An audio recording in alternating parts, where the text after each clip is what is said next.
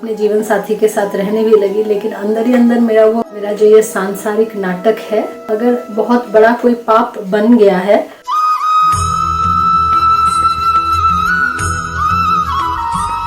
Radha Vallabh Shri Harivansh, Hare Krishna, Radhe Radhe to all the devotees. तो आज फिर से हम लोग एक Q&A करने वाले हैं और शुरुआत में मैं कमेंट पढ़ना चाहूंगी जो मुझे बहुत अच्छा लगा था। तो ये कोई क्वेश्चन नहीं है, लेकिन ये कमेंट मुझे बहुत, जैसे मैं बोलती हूँ कि मैं मोटिवेट होती हूँ, तो उस कमेंट को मैं पढ़ना चाहूंगी। पहले कमेंट आया है रचना महेंद्रकर 3670 की तरफ से। राधा वल्लभ श्री हरिवंश दीदी, राधा वल्लभ श्री हरिवंश, आप ऐसे रोया ना करो, बिल्कुल अच्छे नहीं दिखते हो, पर कोई नहीं, आप भी तो इंसान ही हैं और इंसान को दुख नहीं होगा तो और किसे होगा। और हम तो आपका परिवार है, दोस्त है, कोई नहीं, गुरुदेव की कृपा से सब ठीक हो जाएगा। मुझे नहीं पता कि आपके जीवन में ऐसा क्या हुआ है जो आपको इतना दुख दे रहा है, पर आप यकीन करो या ना करो, आपको सुन के मुझे मोटिवेशन मिलती है और मेरे जैसे कितने लोगों को मिलती होगी। बिलीव मी, आपके हमारे हम सबके प्रारब्ध कट रहे हैं अगर हम दुख झेल रहे हैं तो और वो प्रारब्ध तो हमारे गुरुदेव भी सह रहे हैं जिनका पूरा जीवन भगवान को समर्पित हो गया है, और हम तो अब आए हैं भक्ति में, तो एक न एक दिन राधा रानी कृपा करेंगी आप पे, ये दुआ है मेरी। गुरु की कृपा आप पे सदा बनी रहे, राधे राधे दीदी।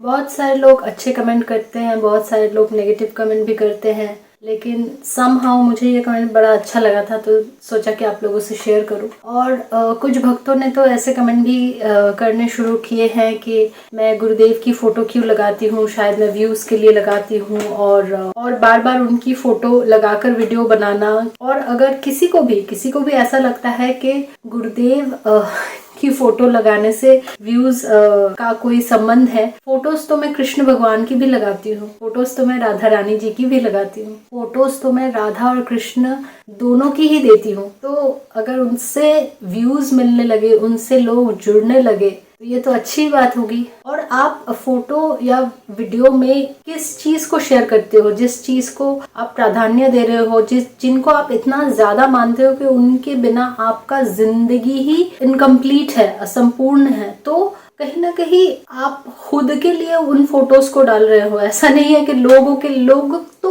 आज देखेंगे, कल नहीं भी देख सकते हैं, लेकिन मुझे खुद चाहिए कि मेरे गुरुदेव मेरे हर एक वीडियोस में, मेरे माइंड में हर जगह गुरुदेव बसे रहे और गुरुदेव ही बसे हुए हैं। तो ये अलग से कुछ मेरी प्रयास नहीं है, गुरुदेव का चिंतन ही चलता रहता है, राधा रानी का चिंतन ही चलता रहता है। तो इसीलिए जिनको भी बुरा लगे, क्या बोलूं, जैसे गुरुदेव ने बोला है कि हर किसी में प्रभु को मानकर उनसे क्षमा मांग लेनी चाहिए। तो अगर किसी को भी इतना सा भी बुरा लग रहा है तो मैं क्षमा प्रार्थी हूँ। राधा वल्लभ श्री हरिवंश, राधे राधे।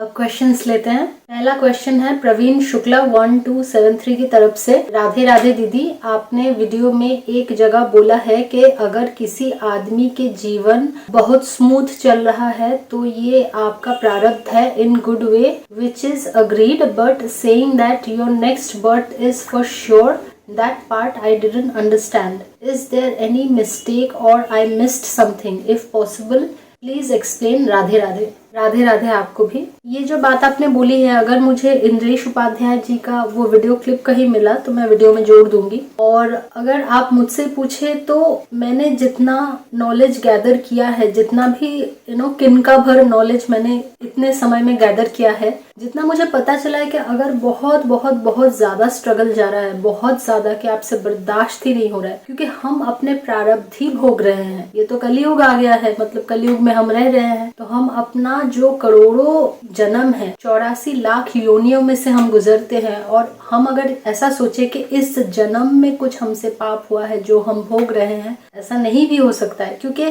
ज्ञानत अवस्था में मैंने ऐसा कोई बड़ा पाप नहीं किया है जो मैं इतना ज्यादा भोग रही हूँ। अगर छोटा बड़ा कुछ भी पाप या पुण्य मुझसे हुआ है तो वो मुझे ज्ञात है। तो इतना ज्यादा सजा अगर मैं भोग रही हूँ तो वो मेरे प्रारब्ध ही है, और पता नहीं कितने जन्म के पाप है जिनके मतलब मैं फल भोग रही हूँ। तो जब कोई भी मनुष्य इतना ज्यादा या फिर कोई भी प्राणी इतना ज्यादा स्ट्रगल कर रहा है तो ऐसा बोलते हैं कि फिर उसका इस जन्म के बाद मुक्ति हो जाएगी, अगर वो फिर से कोई हिसाब ना बना ले अपना, कि फिर से इस जन्म में पाप हो गए, फिर से उसने हिसाब बना लिया, फिर से जन्म हो जाएगा।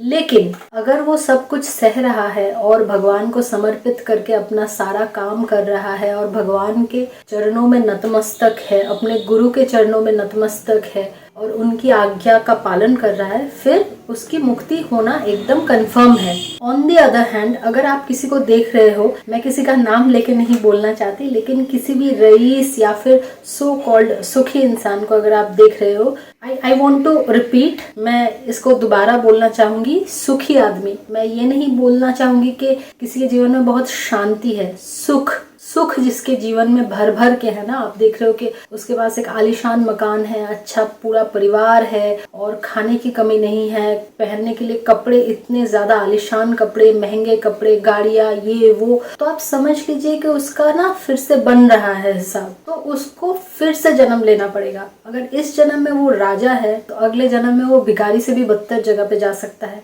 ऐसे किसी स्लॉटर हाउस में भी जा सकता है जहाँ उसने जितने जितने जानवर काट के खाए हैं वैसा ही एक जानवर वो बने। तो ऐसी बात नहीं है कि किसी को आप सुखी देख रहे हो तो मतलब ये तो बड़ा सुख है, इसके तो जीवन में और कुछ होगा नहीं और इसका दूसरा जन्म भी होगा नहीं, ऐसा नहीं है। वहाँ चांसेस ज्यादा है। अगर आपके जिंदगी में स्ट्रगल ज्यादा है ना, तो कहीं ना कहीं एक तरह से आप इन सब चीजों से स्ट्रगल करते समय आपका जो वो फिर से जन्म लेने का इच्छा है ना, वो भी चला जाता है। तो वो भी आपको कहीं ना कहीं हेल्प करता है कि इस जन्म में सब कुछ हिसाब कर लो भगवान के पैरों में गिर के मतलब और नहीं चाहिए। जैसे मेरा हो गया है कि मैं हमेशा रो रो के यही चीज भगवान को बोलती हूँ कि मैं सबसे अच्छा बच्चा बन के रहूंगी, लेकिन अब मुझे इस दुखालय में, इस मृत्यु लोक में मत भेजो, मुझे मत भेजो। मतलब मैं सबसे अच्छा बच्चा बनूंगी, मतलब जो भी मैंने किए होंगे, मेरे जो असली माँ बाप है, भगवान है, श्री कृष्ण है, श्री राधे हैं, उनसे मैंने जो भी अपराध किए होंगे मैं फिर से कुछ नहीं करूंगी, मैं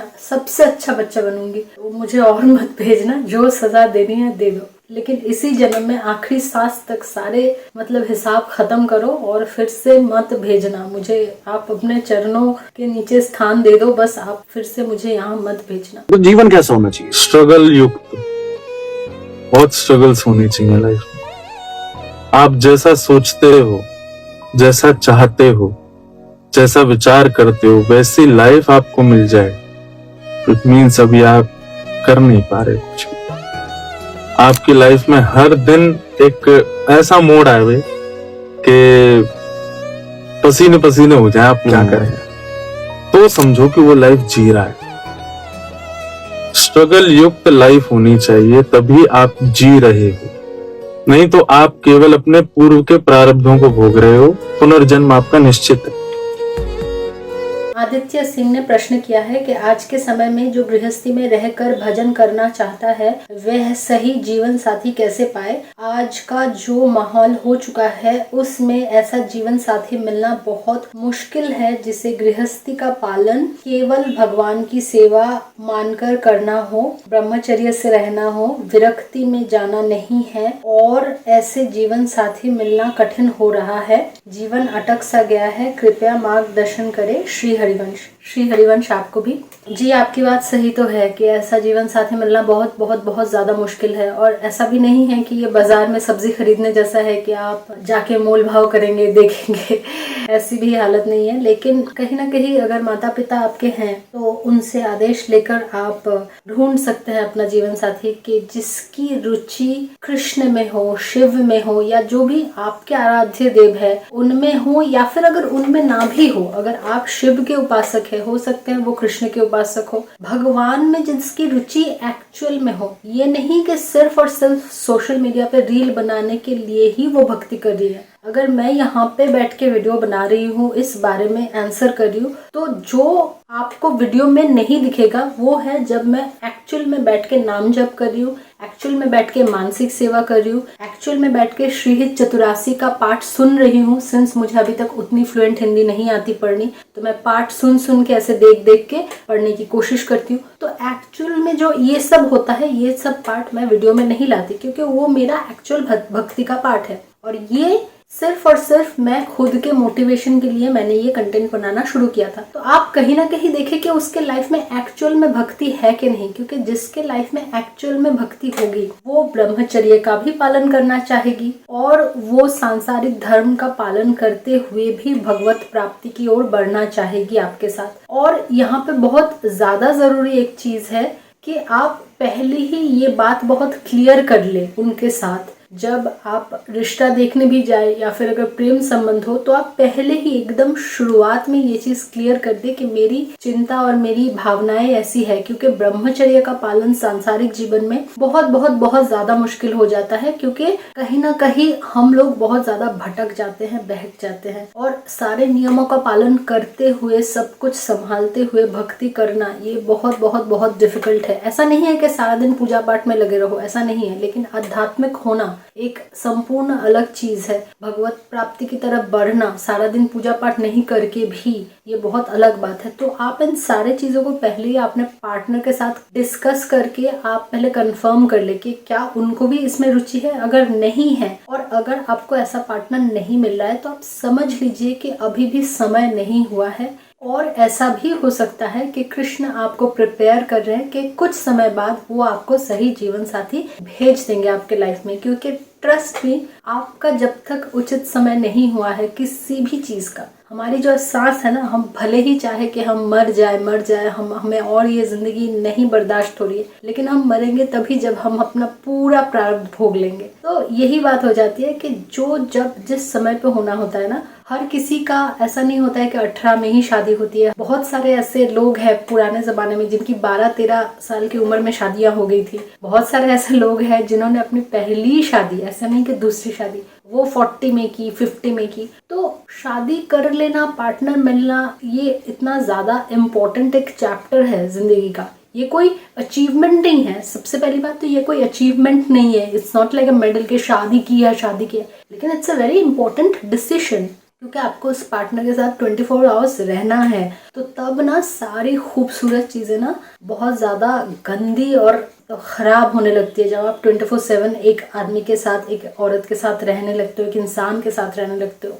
तो इस बात को बहुत बहुत बहुत सोच समझ कर डिसीजन ले और बहुत ज्यादा उदार मानसिकता से दोनों का ही पॉइंट ऑफ व्यू सोच कर ये डिसीजंस ले। और सबसे ज्यादा इसी बात पे ध्यान दे कि उसकी भक्ति सच्ची वाली भक्ति हो, सिर्फ रील्स या वीडियोस बनाने वाली भक्ति नहीं हो, फिर निभ जाएगी, किसी न किसी तरह निभ जाएगी। आदित्य सिंह ने ही दूसरा क्वेश्चन किया है, आप गृहस्थी में जाएंगी या विरक्ति में?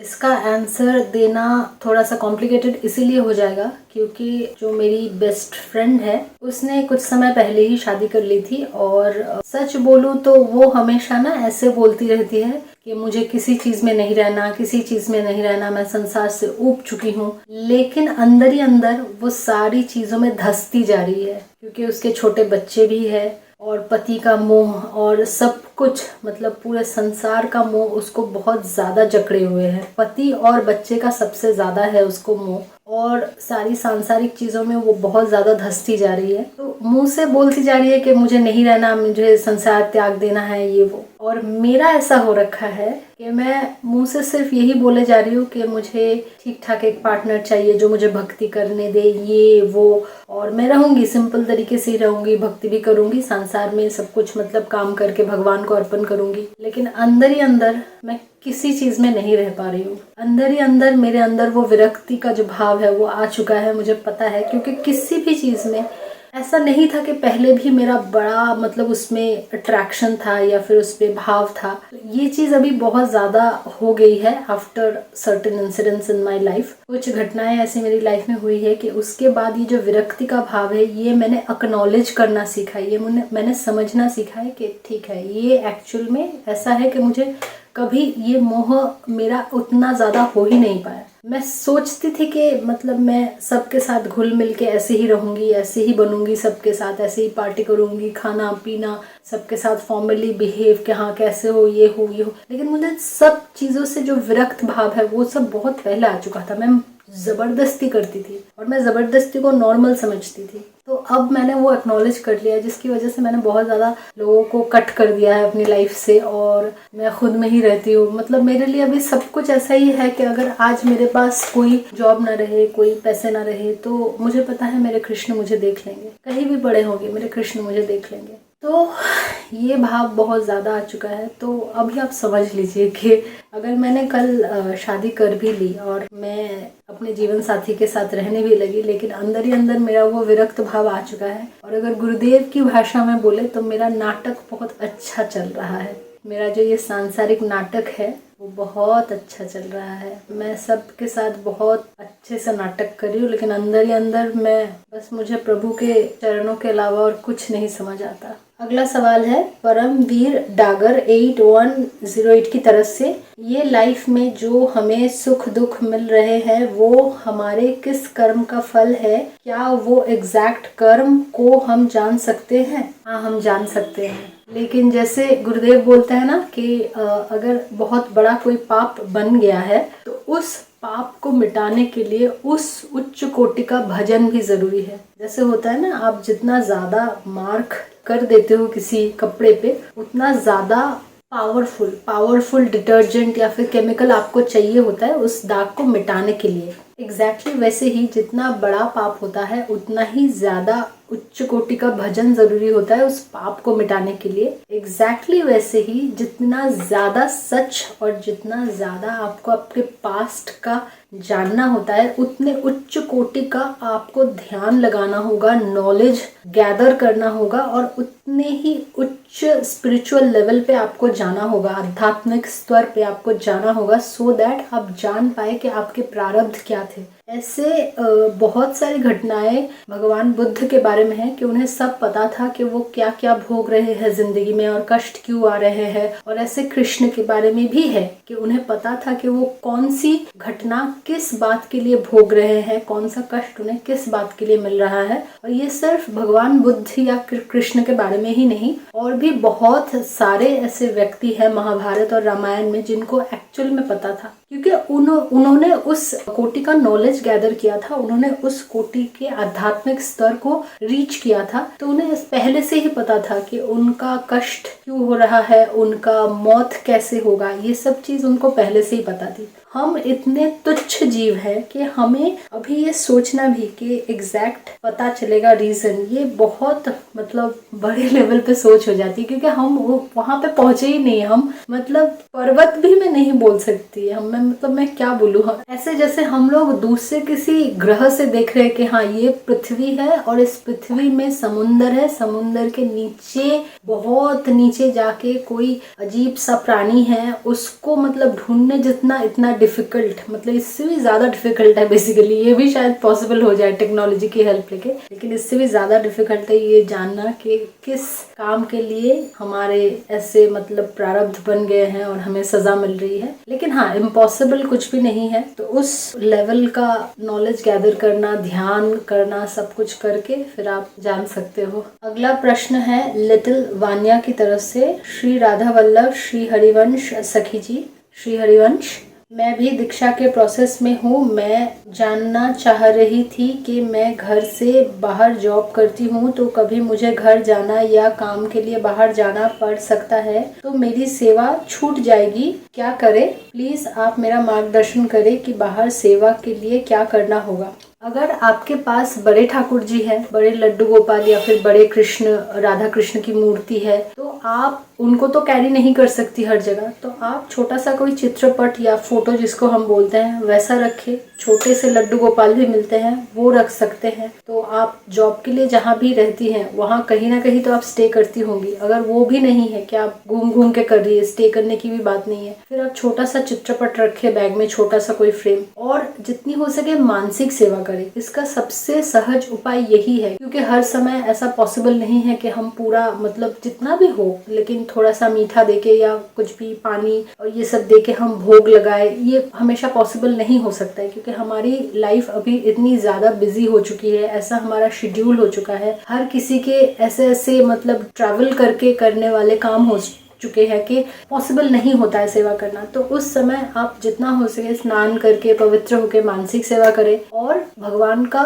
चित्रपट साथ में रखें। अगर आपके काम में पॉसिबल हो तो चित्रपट जो छोटा होगा, हल्का होगा, वो आप कैरी कर सकती हैं। जितना हो सके आप मानसिक सेवा करें। मानसिक सेवा अपने घर के लड्डू गोपाल या कृष्ण जी जो भी हैं उनको सेवा पहुंचाए मानसिक सेवा के रूप में। किसी संत महात्मा की बात गुरुदेव ने ही की थी, उनका नाम भी कृष्ण से ही था, मुझे एग्जैक्ट नाम अभी याद नहीं आ रहा है, लेकिन वो बाजार में निकले और गर्मा गर्म जलेबियां उन्होंने तलती हुई देखी और वो ऐसे मन में सोच रहे थे कि अरे ये जलेबियां हमारे लड्डू गोपाल के लिए बड़ी अच्छी रहेंगी, और उन्होंने मानसिक सेवा वैसे पहुंचा दी। और लिटरली वहाँ मंदिर में जहाँ लड्डू गोपाल विराजमान थे, वहाँ पे सच में जब कपाट खोले गए तब देखा कि लड्डू गोपाल वहाँ पे एक्चुअल में जलेबी खा रहे थे। तो भक्ति और श्रद्धा और मानसिक सेवा की ताकत इतनी ज्यादा होती थी। अब तो हम कलयुग में हैं, अब बहुत सारी चीजें डिफिकल्ट हो गई है, लेकिन मानसिक सेवा की ताकत बहुत बहुत बहुत ज्यादा है। तो आप जितना हो सके मानसिक सेवा पहुंचाए। अगर आपके जॉब में बहुत ज्यादा मतलब ऐसे सेवा करना डिफिकल्ट है तो मानसिक सेवा पहुंचाए।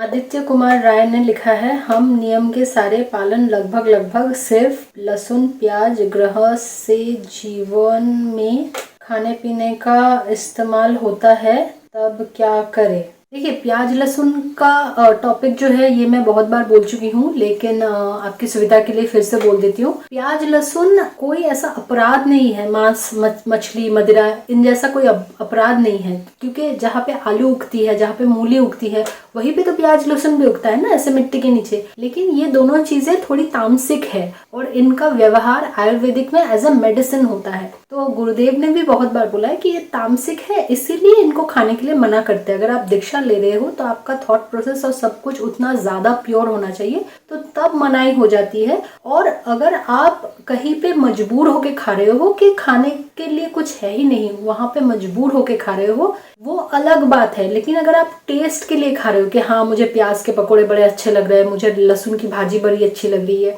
फिर वो अपराध बनता है, फिर वो ठीक नहीं है। क्योंकि वो चीज़ इतनी ज़्यादा तामसिक है कि वो आपके थॉट प्रोसेस को और आपके शारीरिक जो भी प्रोसेस है उसको वो बहुत ज़्यादा स्टिमुलेट करता है। तो उसकी वजह से आपकी भक्ति में हानि हो सकती है, इसीलिए प्याज लहसुन मनाही है। तो अगर आपकी दीक्षा नहीं हुई है और कभी कभार बहुत कम आपने मजबूरी में ट्रैवल करते हुए खा लिया या फिर कहीं पे गए हो वहाँ खाने के लिए कुछ नहीं है, तो अलग बात है। लेकिन अगर दीक्षा हो गई है फिर तो बहुत ज्यादा मनाही है, फिर आपको अपने साथ खाना कैरी करना पड़ेगा। ड्राई फूड और ड्राई फ्रूट्स ये सारी चीजें आपको साथ रखनी पड़ेगी और उसी हिसाब से आपको आपकी व्यवस्था करनी पड़ेगी। देखो, ये कोई मानसिक की तरह निषेध नहीं है। आप समझो, प्याज लहसुन जहाँ आलू पैदा होती है वहां वही वैसे बिल्कुल वैसी जमीन में वही पैदा होता है। बस इसका असर क्या है, ये तमोगुणी है। केवल बात इसकी नहीं है, ये तमोगुणी है। तमोगुणी होने के कारण ये हमारे मन में काम क्रोध आदि पैदा करेगा, इसलिए इससे बचा जाता है। बकाया कोई ऐसा नहीं कि मतलब जैसे मांस है अब उसमें दूसरे जीव की हत्या करके फिर वो, तो उससे तो अब ये कोई हत्या थोड़ी, जैसे जहां आलू है, जहां कंद शकरकंद है, वैसे ही नीचे पैदा हो रहा है ना, वही उसी खेत में पैदा हो रहा है और उसी पद्धति से पैदा हो रहा है। बस अंतर कि वो गुण जो है तो वो निषेध कर दिया जाएगा, क्योंकि आप भक्ति के मार्ग में चलना चाहते हैं। तो इसलिए प्याज लहसुन कोई ऐसा नहीं कि अरे प्याज लहसुन, ऐसा नहीं है। वो इसलिए है कि तुम्हारी बुद्धि में वो तमोगुण पैदा कर देगा, इसलिए मना है। और 2 क्वेश्चंस है, जिनमें से एक भेजा है अनिकेत _67 ने। आपसे बात करनी थी कि अष्टम सेवा कैसे करती है, आप हमें मार्गदर्शन करें। जय श्री हरिवंश। पहली बात, मैंने एक बार सोचा था कि अष्टम सेवा में कितनी मैं एक्चुअल में कर पाती हूँ और कितनी मैं मानसिक सेवा करती हूँ, वो चीज़ मैं एक प्रॉपर वीडियो बना के अपलोड करूँगी, क्योंकि अदरवाइज ये बोल के समझाना थोड़ा डिफिकल्ट हो जाता है। लेकिन वीडियो बनाना और ज़्यादा डिफिकल्ट हो गया मेरे लिए, ऐसे कैमरा रख के हर वक्त वीडियो करना। तो अष्टम सेवा के बारे में मैं दूसरे वीडियो में विस्तार से बता दूंगी। और एक क्वेश्चन है दीपक गौड़ की तरफ से, 1 मंथ तो भक्ति अच्छे से होती है, फिर 3-4 दिन के लिए फिर काम हो जाती है। लेकिन एक रूटीन से डेली भक्ति नहीं कर पाता हूँ। और उसके बाद फिर से उन्होंने लिखा है, ठीक से ब्रह्मचर्य का पालन 1 महीना तो कर लेता हूँ, फिर वही कब मेरे दिमाग की मलिनता दूर होगी। ब्रह्मचर्य एक ऐसा टॉपिक है जो विवाह से पहले, मतलब अगर आपको सांसारिक जीवन में जाना है, उससे पहले और उसके बाद भी सांसारिक जीवन में भी ब्रह्मचर्य, ये थोड़ा बड़ा टॉपिक है। ऐसे आंसर में, मतलब एक वीडियो में मैं इतना छोटा करके नहीं बोल सकती, तो मैंने खुद ही सोचा था कि इस विषय पे मैं जितनी जल्दी हो वीडियो बनाऊंगी। ये 2 टॉपिक थे जिनको मैं बाद में ज़रूर कवर करूंगी। और इसी के साथ राधा वल्लभ श्री हरिवंश, हरे कृष्ण, राधे राधे।